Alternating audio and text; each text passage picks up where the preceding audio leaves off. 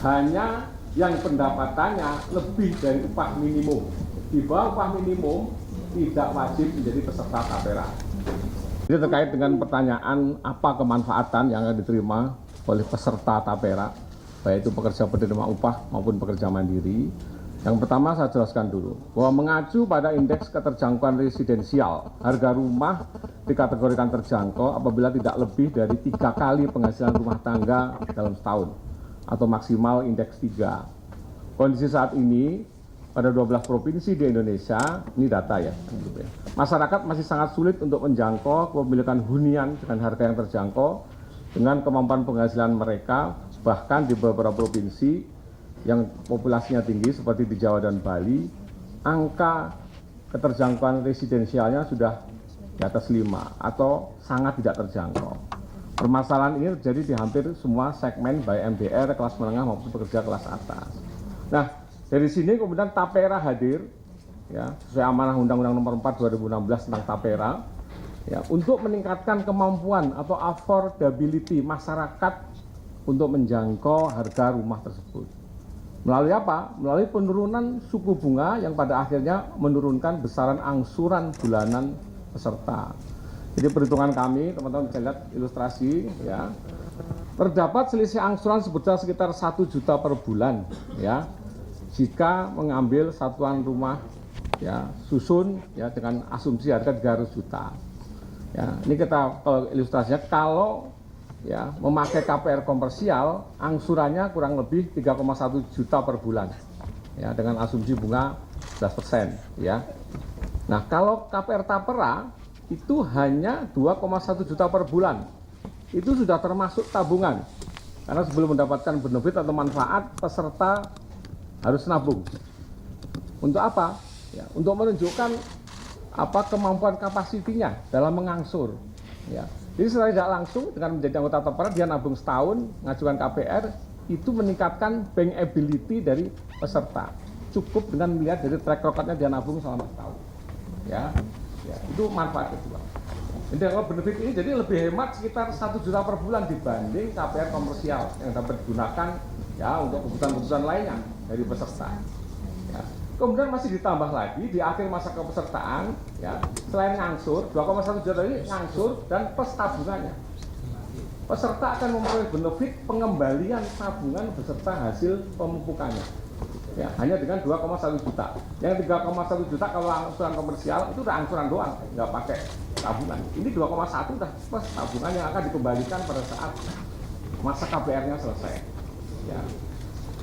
Untuk itu, ya, untuk peserta ASN juga kami harapkan di forum ini, ya, ya, dan juga pemberi kerja untuk melakukan updating data peserta melalui portal kepesertaan di website Tapera www.tapera.id.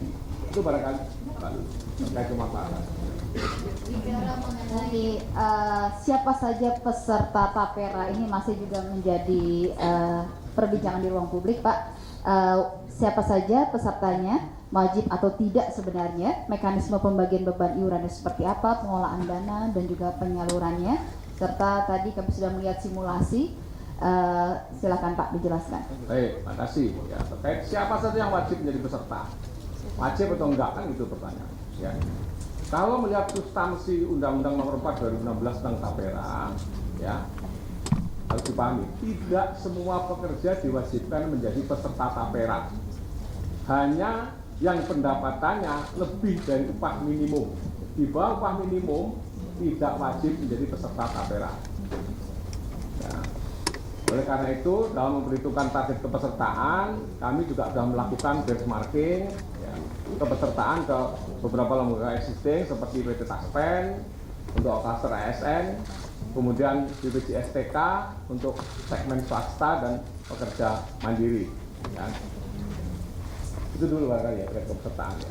Baik, untuk menjawab pertanyaan juga isu yang beredar, Pak, bagaimana pekerja yang tidak membutuhkan pendanaan dari Tapera namun diwajibkan untuk bayar iuran? Bagi yang sudah punya rumah, kenapa juga kemudian diwajibkan dan apa manfaatnya? Nah, ini juga konsepsi dari Undang-Undang Nomor 4 tahun 2016. Tadi Bapak Kepala Staf Kepresidenan sudah menyampaikan kesenjangan kepemilikan rumah di Indonesia masih sangat tinggi. Ya, saat ini di angka 9,95 juta orang atau keluarga tidak memiliki rumah. Sementara kemampuan pemerintah dengan berbagai skema subsidi dan fasilitas pembiayaan ya, menyediakan kurang lebih 250.000 rumah. Ya. Pertumbuhan demand setiap tahun, ini data statistik juga, 700.000 sampai 800.000 keluarga baru yang belum punya rumah. Jadi kalau hanya mengandalkan pemerintah saja, nggak akan ngejar sampai kapan backlognya mau selesai. Makanya perlu ada grand design dengan melibat sertakan masyarakat untuk bersama-sama pemerintah bareng-bareng ini. Dan konsepnya bukan iuran, nabung. Konsepnya adalah nabung. Yang sudah punya rumah, ya dari hasil pemungutan tabungannya, sebagian digunakan untuk mensubsidi biaya KPR bagi yang belum punya rumah. Supaya apa? Supaya bunganya tetap terjaga di level yang paling lebih rendah dari bunga komersial.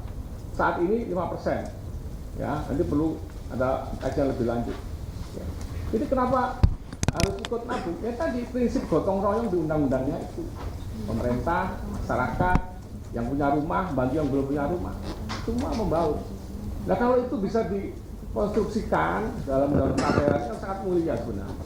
Operasionalnya di PP 25 dan PP 21 yang sebenarnya substansinya bukan menyangkut perubahan PP 25, tapi menjadi itu kan indah sekali.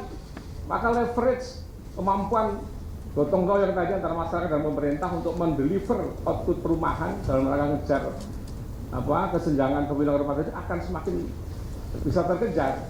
Itu Mbak.